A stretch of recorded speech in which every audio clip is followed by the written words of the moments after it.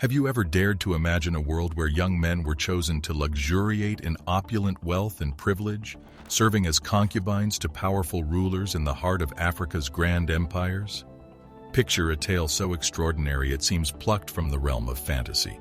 Yet astonishingly, it's a true and untold chapter of African history. Africa's past is long and varied, and it often reveals hidden stories and ways of life that challenge how we think about culture, society, and power. Among the many mysterious things about African history, the fact that there were male concubines in a number of African countries stands out as a fascinating and puzzling fact. When young men were picked to be concubines to powerful rulers, they lived lives of luxury, wealth, and privilege. This may sound like a fantasy from a strange book, but it is a real part of African history. In the royal courts of different African countries, male concubines played a unique and complicated role.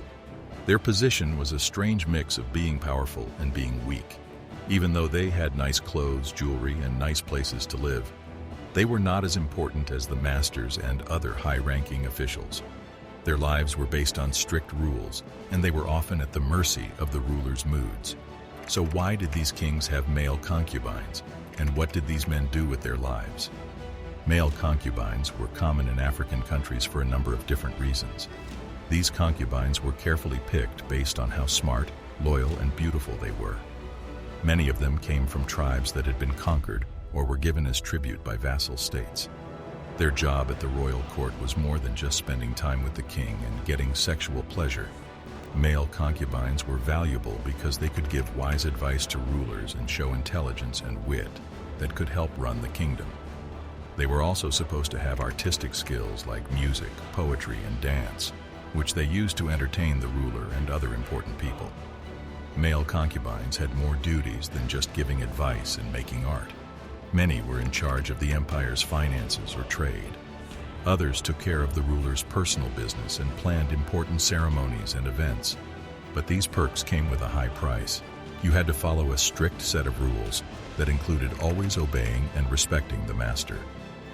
The process of choosing and taking care of male concubines was fascinating and mysterious. Even though things were different in each kingdom and under each ruler, some things were the same. When looking for concubines, kings looked for women who were beautiful, smart, and loyal. Most of the time, the choice was up to the ruler or his trusted advisors. Once picked, the concubines went through careful training to learn the skills and ways of acting that were important for life in the court. Music, writing, and dance were all important parts of an arts education. Physical preparation, such as using makeup, was an important part of making the perfect partner. Male concubines had special rights that put them in a world of wealth and power that most people could not imagine. Their lifestyle was characterized by nice places to live, beautiful clothes, and expensive items. They had a unique view of the empire's power structure because they were part of the ruler's close circle. They did not have to pay some taxes and fees, had better food, housing, and medical care, and could travel and learn about other countries. The most important benefit, though, was that they were close to the ruler, which often helped them get important jobs in the court. But the fact that there were male concubines led to rivalries and power battles, which made the royal court a very chaotic place. As the concubines fought for the ruler's favor, they formed groups and alliances. This led to complicated political maneuvering and, sometimes, outright war. Sometimes these internal fights spread to the rest of society, causing instability and trouble. In the worst cases, the fierce competition between male concubines threatened the security of the empire, leading to civil wars and a lot of chaos. Male concubinage had a huge effect on the societies and cultures of African countries. It changed gender roles, relationships, and even the way power was structured.